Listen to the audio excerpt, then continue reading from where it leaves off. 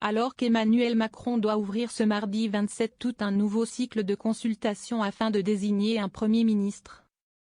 Gérald Darmanin affirme qu'un gouvernement du nouveau Front populaire, NFP, n'a aucune chance de prospérer plus d'une journée. Tout le monde l'a dit, à la sortie de l'Élysée, il faut donc raison garder, ajoute le ministre démissionnaire de l'Intérieur sur RMC BFM TV.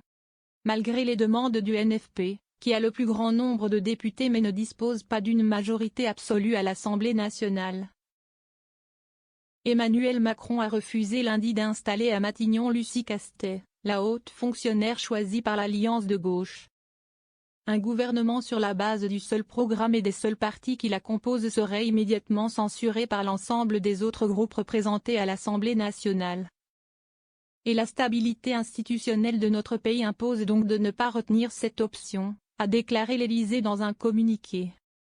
Darmanin souligne que Macron n'a pas écarté les socialistes ou les communistes. Gabriel Attal, Premier ministre démissionnaire et chef des députés du parti présidentiel, avait confirmé lundi une censure inévitable pour tout gouvernement autour du programme du seul NFP. Les autres mouvements alliés d'Emmanuel Macron, ainsi que la droite et l'extrême droite, avaient dit la même chose. Les partis de gauche ont fustigé ces déclarations. Le premier secrétaire du Parti socialiste, Olivier Faure, a annoncé mardi sur France 2 qu'il n'ira pas à l'Élysée pour la seconde étape des consultations afin de trouver un Premier ministre, refusant d'être complice d'une parodie de démocratie. De son côté, Gérald Darmanin a souligné qu'Emmanuel Macron n'a pas écarté les socialistes ou les communistes des responsabilités politiques. Il a écarté, et fort heureusement, la France insoumise, qui est un parti dangereux, chacun le voit. À la fois pour des questions d'antisémitisme ou de respect des forces de l'ordre, a-t-il ajouté. Cazeneuve à Matignon? Pourquoi pas? Dans son communiqué, l'Élysée a souligné qu'il existait des voies de coalition et de travail commun possibles entre différentes sensibilités politiques.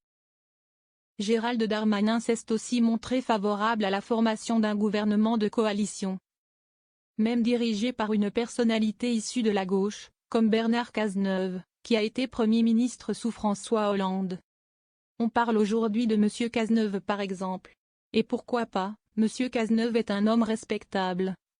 Il ne fait pas partie de ma famille politique, moi, je l'ai jadis combattu, mais je constate que si est un grand républicain, laïque, a estimé le député du Nord. On pourrait très bien discuter d'une coalition avec un socialiste comme M. Cazeneuve, a-t-il poursuivi.